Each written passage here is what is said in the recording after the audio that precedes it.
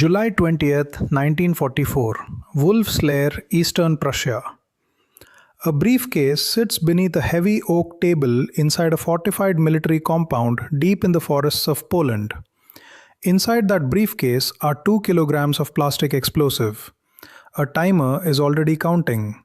The man who placed it there has just quietly excused himself from the room, walked briskly to a waiting car, and driven away.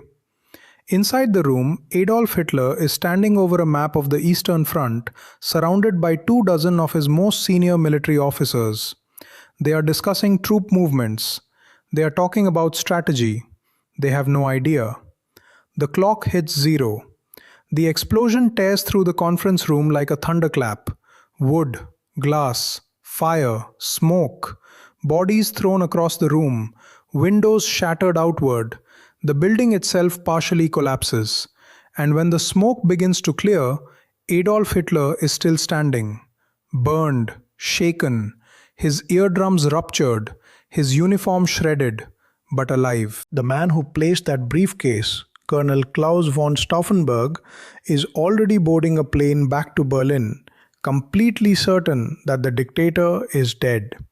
He is wrong, and what follows in the next 18 hours will become one of the most dramatic, heartbreaking, and ultimately tragic stories of World War II.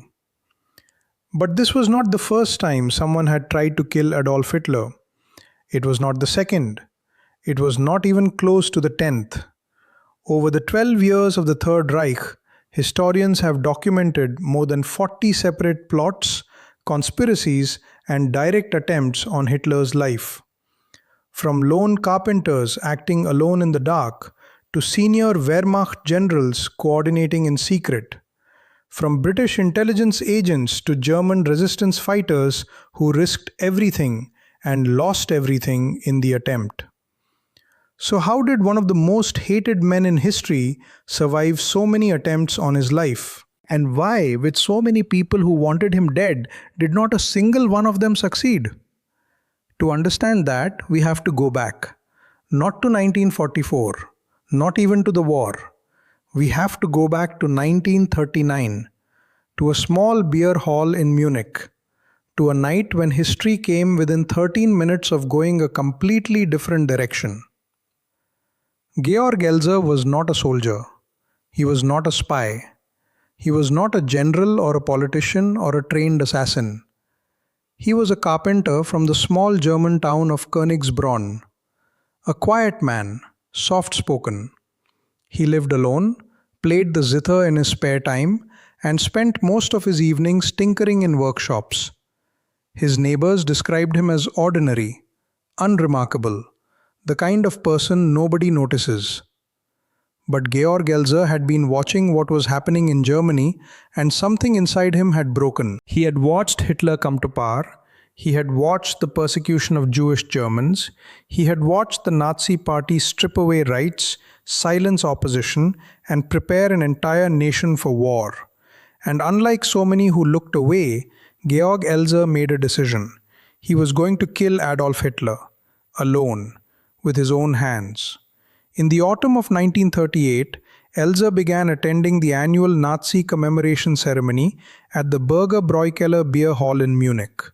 Hitler delivered a speech at this event every single year on the anniversary of the 1923 Beer Hall Putsch, the failed coup that had launched his political career. It was one of the few occasions when Hitler's appearance at a specific location, at a specific time, was guaranteed in advance. Elser studied the hall. He measured the pillar directly behind the podium where Hitler always stood. He calculated the angles. He timed the speeches. Then, for 35 consecutive nights, he hid inside the beer hall after closing time and worked in complete darkness, chiseling out a hidden cavity inside that pillar. He worked with hand tools only, wrapping them in cloth to muffle the sound. He slept inside the building during the days when he was too exhausted to leave. He brought his own food. He left no trace. By November 1939, the cavity was ready. Elser installed a custom-built dual-fuse explosive device inside the pillar, a device he had designed and built himself. He set the timer for the evening of November 8th to detonate during the peak of Hitler's speech. On the night of November 8th, Hitler arrived at the Bürgerbräu Keller and began his speech. But something was different that year. Hitler had a flight to catch. Fog over Munich was threatening to ground all aircraft, and he needed to return to Berlin by train if the fog worsened. He cut his speech short. He spoke for only 57 minutes instead of his usual 2 hours, then left the hall at 9:07 p.m. At 9:20 p.m., 13 minutes after Hitler walked out, the pillar exploded. The roof of the beer hall collapsed. 8 people were killed. 62 were injured. The podium where Hitler had been standing was completely destroyed. 13 minutes. That was all that separated Georg Elzer's perfect plan from success. Elzer was arrested at the Swiss border the same night, carrying incriminating evidence in his coat. He was taken to Gestapo headquarters, interrogated brutally, and eventually sent to Dachau concentration camp, where he was kept as a special prisoner for over 5 years. On April 9, 1945, just 3 weeks before the end of the war, he was executed on direct orders from Heinrich Himmler. He came closer to killing Hitler than almost anyone else ever would. But he was not the only one trying.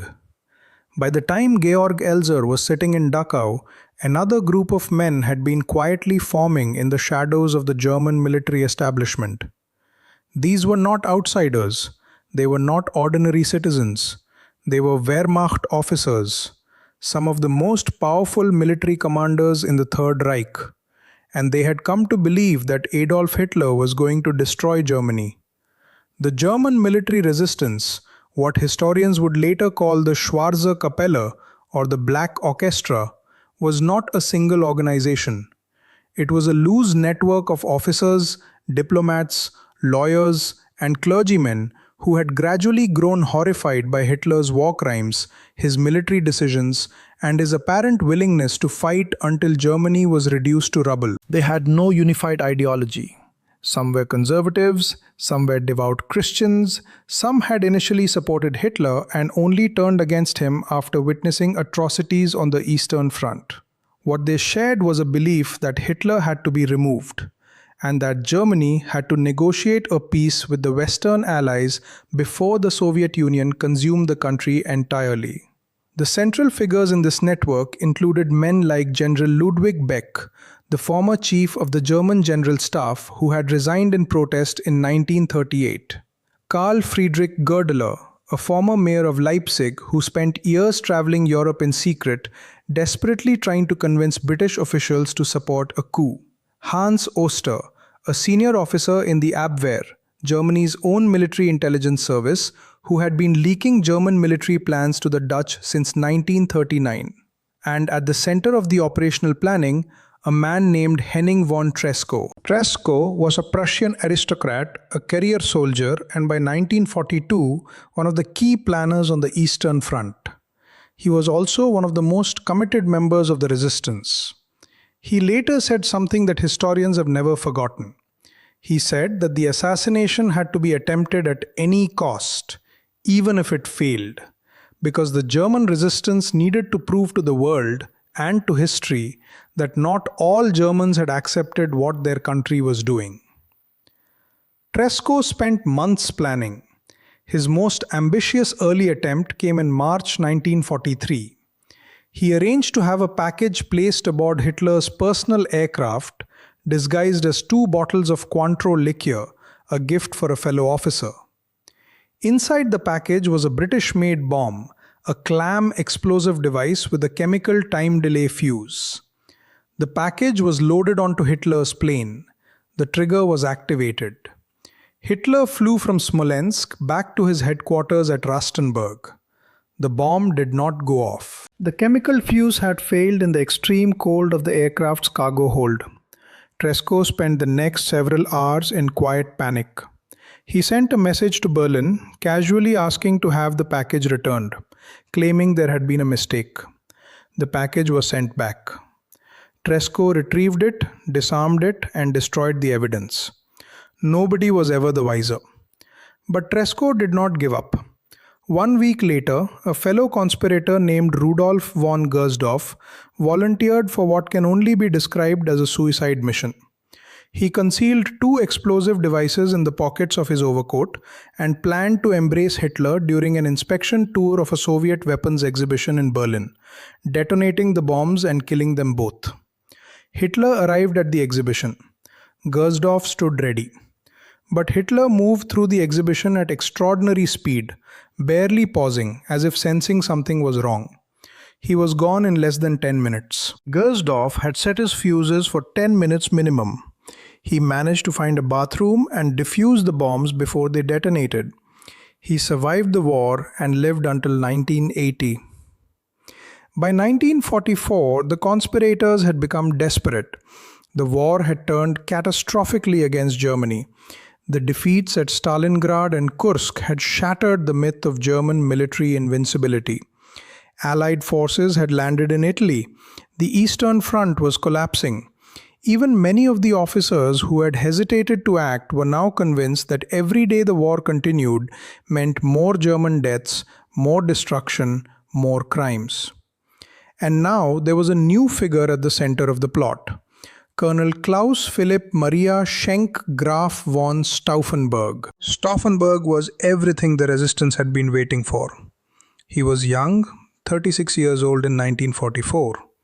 He was brilliant, charismatic, deeply religious, and possessed of a moral clarity that cut through the political calculations of the older conspirators. He was also a decorated combat veteran who had lost his right hand, 2 fingers from his left hand, and his left eye in North Africa. He had nearly died, and in the hospital, recovering from his wounds, he had made a decision. Someone had to act, and he would be that person. Stauffenberg was given a new posting that gave him direct, regular access to Hitler's military briefings. He became the man who would carry the bomb. He would also be the man who, after placing the device, would fly back to Berlin and personally command the military coup, Operation Valkyrie, that was designed to take over the German government in the hours after Hitler's death. He was, in other words, trying to do 2 impossible things at once. On July 20th, 1944, Stauffenberg flew to the Wolf's Lair with 2 bombs concealed in his briefcase. In a bathroom before the briefing, he broke the fuse on the first bomb using a special set of pliers adapted for his 3-fingered left hand. He intended to break the second fuse as well, but was interrupted before he could arm it. He entered the briefing room with only 1 bomb armed. He placed the briefcase under the table as close to Hitler as he could manage, propped against the leg of the heavy conference table. He then excused himself, citing a phone call he needed to make. He was outside when the bomb went off. What Stauffenberg could not have known was this. While he was gone, someone in the room had nudged the briefcase with their foot, irritated by it blocking their view of the map. They had moved it to the other side of the solid oak table support, creating a thick wooden barrier between the bomb and where Hitler was standing. That wooden table leg is believed to have saved Adolf Hitler's life. 4 people in that room died. Hitler survived. By the time news reached Berlin, the coup was already unraveling. The conspirators had moved too slowly, issued conflicting orders, and failed to seize key communications infrastructure. When it became clear that Hitler was alive, officers who had been on the edge of joining the resistance quickly fell back into line. By midnight, Stauffenberg and 3 of his closest colleagues had been arrested. In the courtyard of the Bendler block in Berlin, by the light of military vehicles, they were shot. Stauffenberg's last words were reported to be, "Long live our sacred Germany." The aftermath was swift and merciless. Hitler personally oversaw the investigation, and the Gestapo used it as an opportunity to destroy everyone even tangentially connected to the resistance. Over the following weeks and months, more than 7,000 people were arrested. Nearly 5,000 were executed, many by slow strangulation, hung from meat hooks on piano wire, their deaths filmed for Hitler's personal viewing. Among those killed, Henning von Treschow, who detonated a grenade on the Eastern Front the morning after the assassination attempt, rather than allow himself to be captured. Erwin von Witzleben, Friedrich Olbricht, Karl Heinrich von Stülpnagel, Ludwig Beck, who attempted suicide and was finished off by a guard. The network that had taken years to build was torn apart in weeks, and Adolf Hitler continued to rule for 9 more months. So how do we understand all of this? How does a man survive more than 40 assassination attempts? Some of them meticulously planned, some carried out by brilliant, courageous people who sacrificed everything. Part of the answer is luck. Pure, catastrophic luck. 13 minutes, a moved briefcase, a frozen fuse, a shortened speech. Each individual factor seems almost absurd in isolation. Taken together, they form one of history's most unsettling chains of coincidence. Part of the answer is Hitler's own security apparatus. His movements were unpredictable by design. He varied his routes, his schedules, his locations. He rarely slept in the same place twice consecutively. He surrounded himself with layers of SS guards. He sometimes wore a specially reinforced cap and a bulletproof vest. But part of the answer is something darker, something that speaks to how totalitarian systems destroy the conditions that make resistance possible. The conspirators could not communicate freely. They could not recruit openly. Every conversation was a potential death sentence. Every recruit was a potential informant. The isolation and paranoia imposed by the regime meant that even men who desperately wanted to act were constantly working blind, with incomplete information, trusting people they could not fully verify. And yet they acted anyway. Georg Elzer, working alone in the darkness of a beer hall for 35 nights. Rudolf von Gersdorf, standing in an exhibition hall with bombs in his pockets. Klaus von Stauffenberg, carrying a briefcase into the wolf's lair, knowing that if anything went wrong, he would not survive the day. These were not reckless men. They were men who understood the odds, accepted them, and acted anyway, because they believed that silence in the face of evil was itself a form of complicity. Henning von Treschow perhaps said it best in a message delivered to Stauffenberg in the final days before July 20th. He said that the assassination must be attempted at any cost, that even if it failed, the attempt must be made. Not for immediate practical purposes, but to show the world that the German resistance had existed, that the German people had not simply followed their leader into darkness without protest, that someone had stood up. They failed to kill Hitler. They failed to stop the war. The Holocaust continued. The destruction continued. Millions more died in the 9 months between July 20th, 1944 and Germany's final surrender in May 1945. But they did not fail in the way that truly mattered. Their story survived. The names of Stauffenberg, Elzer, Treschow, and hundreds of others are remembered today not as failures, but as the conscience of a nation that had largely surrendered its conscience. They are remembered in schools, on monuments, in films, in the streets of German cities named after them. In Berlin, the courtyard where Stauffenberg was shot is now a memorial.